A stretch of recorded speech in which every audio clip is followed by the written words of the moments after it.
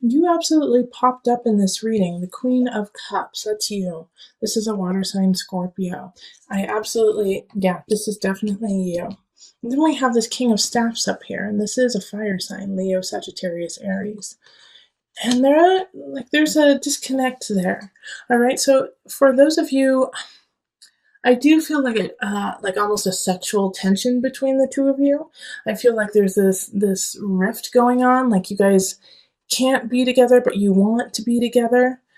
And so let's explore this a little bit and see like what context it is when it comes to relationship and in work, because the Six of Swords is moving on. And so I think at the beginning of November, you're going to have this feeling, this impetus to push through, on a job. But also, I feel like some of you guys just feel like you need to move on with people in your lives and like let go of some people. We have the Two of Cups in reverse. And so this is kind of a break away from people that you hold dear in your life. And it's also a disconnect too. And this disconnect is definitely connected to the Seven of Swords. And Seven of Swords is it's a sneaky Pete. It's someone taking something from you, feeling lost, feeling like you don't have enough because somebody else has it. And so these two are linked together, and it's like almost the cups are dripping down into the swords. And so I do feel like if you are in a relationship with a Leo sign, there is going to be some deceit. There's going to be some situations where everything's not out on the table and you don't know exactly what's going on. You don't have the full story, and they're kind of feeding you these niceties, sweetness, and it's all a lie in a way. And so what you're going to have to really do is dig deep, Scorpio, which is easy for you because you're coming into your own judgment. You've got to use what you know. Okay, judgment popped up for the energy coming in from October. You got to listen to your heart. You instead of talking yourself out of yourself in a way. It's like, no, maybe I'm overreacting. No, maybe they are not cheating on me. Maybe they didn't steal my car.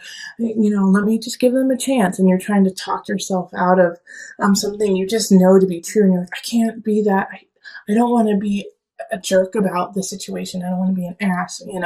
Like I'm always that person. Like I can feel like Scorpios being like, I don't want people to think I'm always that person, who accuses people or is a little more harsh, uses stronger wording. But Scorpio, you're just speaking the truth, right? Sometimes people don't want to hear the truth. So just speak clearly, speak that tongue, speak the tongue of truth. Because you see something going on and it's right. And the Hermit is like, shine light on that. Shine light on what you know, even though it's going to be hard to say. Because in the Four of Pentacles, it's also here, Four of Pentacles. You're starting to realize that what you wished for, what you wanted out of this situation, and I do feel like it is a love relationship or a very close relationship of some sort that is kind of going wonky. Like what you put into it, what you're like, you know what, I want it to be white picket fences, 2.5 kids, and I want us to get married on the beach, and then we're going to go to Italy afterwards. Like all of these things that you put on this relationship aren't needed and aren't what's going to make you happy anyways. And so that illusion that you had created with this person, this King of Staves, and even though they're in the upright, like they're doing what they need to, they feel like they're doing just fine. Oh, Scorpio, here's another situation too that Spirit just actually threw at me, is that, okay, I'm getting all over the place. Hold on, let me go back. So this energy that, that you have put into the relationship of what I want it to be, it won't make you happy. And what will make you happy is like a soul connection. And here's the thing about this King of Staves right there, is that they're in the upright, like I was just saying, they're in the upright, so they're doing really, really well. And maybe they have done some things that are awry. made some choices that aren't in your best interest, but are in their best interest, and so that's conflicting. But you have to let it go. Seven of Cups is like not seeing choices clearly. Yeah, they're charming. Yes, they're sexy. Yes, they're fun. And yes, there was this connection, but it wasn't the truth. But here's another spin on all this, okay? Is that there is this amazing soul connection between the two of you, and that you are meant to be together, Two of Cups. However, something is blocking you too. All right, because with the Six of Staves, not Seven of Wands, but the Six of Swords, the two sixes here, that energy, six is the energy of growth, learning, protection. It's often nostalgia, looking to the past so that you can move forward. With these two energies, it's like they're almost conflicting for you guys. Like you have an idea, a foundation, and he or she has a foundation, and they're not the same. And so it's like you guys have to step differently to meet each other. You know what I mean? Like you guys have two different paths, but to step on the same path, it's different levels. Like one of you guys may need to give up where you live, while the other person may need to give up the idea of marriage. That you guys will get married, but you will be together forever. It's like, oh, I'm sorry. I know that I probably sound very confusing to you right now, but there's just like so many different situations going through my head for you that like there's like this block that is definitely there that is not your fault. And so that's a possibility too, is that there's just this third party in a way, even though we didn't get, the Three of Swords, but we did get the Seven of Swords. We have like this other party who's trying to split you guys up. And, you can apply this to work too, really, but this is so relationship. This is so romantic, so about the heart. Okay, yeah, but and then we have these two fours here, and that's hard work, achievement, stability, and they're in the reverse, which is really interesting there too, because it's like all the work that you've put into it isn't helping you out because it's just not the right situation. There we go. That's what it is. Okay, so I'm going to pull on the angel cards, Scorpio. Sorry for the interesting helter-skelter reading. Hopefully you gain something from it. It didn't mean to turn into like a love reading, but it definitely was that.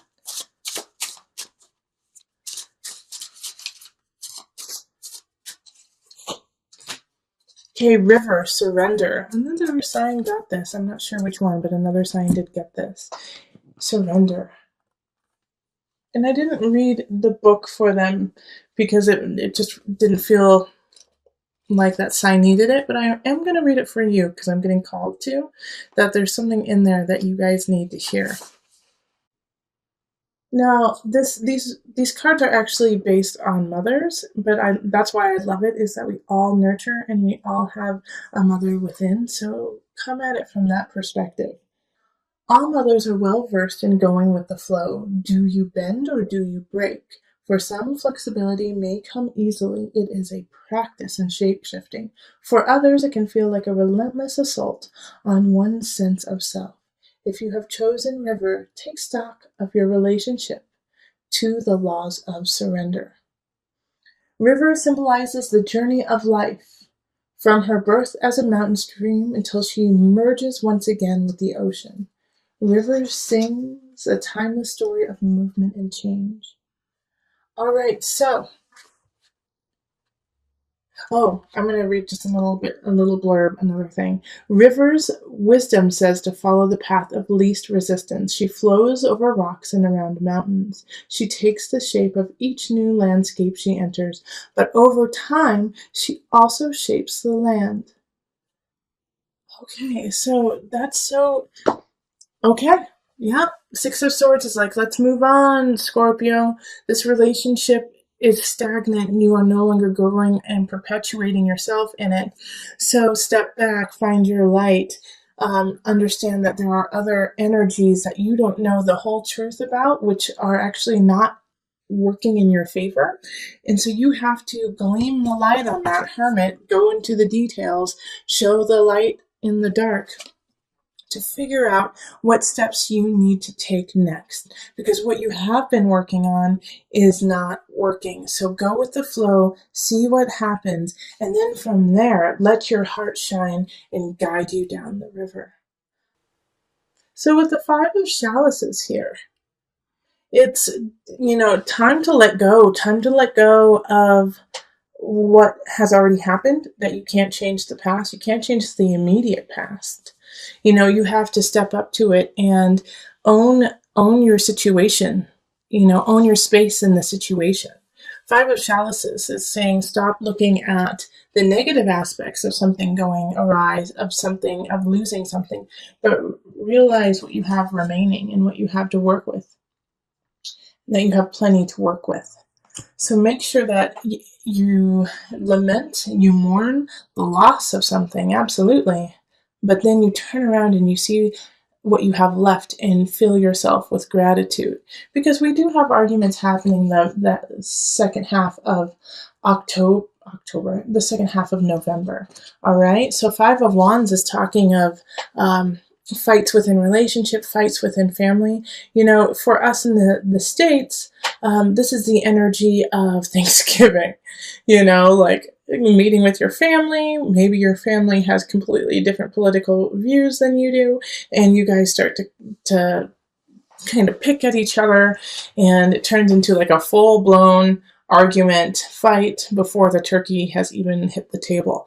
So make sure that you are taking stock of where you are before actually starting that fight, picking that fight with somebody else, and just start to really think about, will I really regret this tomorrow if I pick this fight with somebody I love? Will I turn into the Five of Chalices and go, oh gosh, why did I do that yesterday, when I love this person and it's not even worth fighting over, Or it could be the opposite too. It could be, oh my gosh, why didn't I stand up for myself? Why didn't I, say, gosh, what you're saying is totally wrong and I don't appreciate it and I find it disrespectful. Why didn't I say that? So the Five of Wands is like, pick your battles, choose your battles wisely, because all the battles that you are about to have a meaning and will affect you in the future, and will affect how the other person deals with fights and arguments with you in the future. So pick them wisely. And we have the King of Wands popping up, and they popped up in your November reading too. And this is, a Leo, Sagittarius, Aries. They're still here. And so the connection though, this is with work. So, go back to the November reading after watching this, because I'm going to add on to it right now. The King of Wands energy, like I was saying in the November reading, often has that feeling of relationship for you, has a feeling of love with you. And I think it has to do, it's somebody from work, now that it's coming up in, career work area, that this is somebody that you meet through work, or somebody that you are going to grow your work with. All right. So this is a very important person in your life, especially since they popped up twice now. Okay. So in the November reading, and then again now. So this fire sign has a lot of potential to, create a future with you. And the reason why I say that is the Nine of Chalices right next to it. This is abundance, this is happiness, and this is in the sign of abundance, Scorpio. So Nine of Chalices is feeling really content and happy with how things are in some regards, and with abundance, it could be, financial abundance, it could be emotional abundance, it could be your personal abundance, how you feel about yourself. But there's some aspects in your life that are going really, really well, and it doesn't come without all the work you have already put into it. And the King of Wands sees that. And I think this is why these fights are so frustrating to you when it comes to family and when it comes to relationship in some regards. Because you're like, I am finally feeling comfortable in my own skin. I'm finally feeling like I can take the steps I need to for my life. And then you come in and you like try to strip me down, take away my light, take away who I am. No. And so this is like why the fight I think is actually happening is it's like, for most of you, it will be, I need to stand up for what I have because I'm so grateful to be who I am. Yeah. And the Ten of Swords. This is like, this is power. Power, baby. This is power, Scorpio. Because this is in the mind, body, soul connection. So this is a rebirth. You have to let go of an aspect of yourself. And I really feel like it has to do with what I just said. Is that you're like, no, I am coming into my own. And you may not like it. You may not find it comfortable. But I'm not here to make you comfortable. I'm here to live my truth. And if you find that uncomfortable, then that is a personal problem, not mine.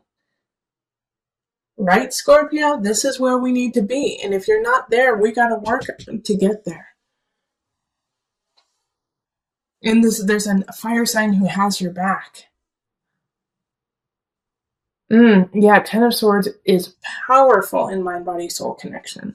You're releasing some of your own self-doubts, your own worries, so you can come up into your light, shining brightly.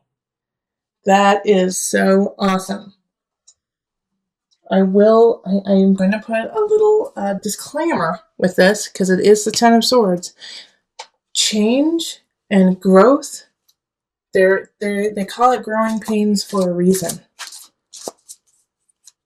So don't back down if you start to get those growing pains, okay? You're just growing. So we're going to call on the angel deck for some added guidance. You are profoundly clairvoyant. Trust what you see in your mind's eye as well as your physical sight, for your spiritual vision helps you with healing, teaching, and guidance. All right. Power, baby. Ten of Swords. You are profoundly clairvoyant. Letting go, rising from the ashes, stronger, better than ever. Listen to your intuition. Listen to your heart, and the body will follow.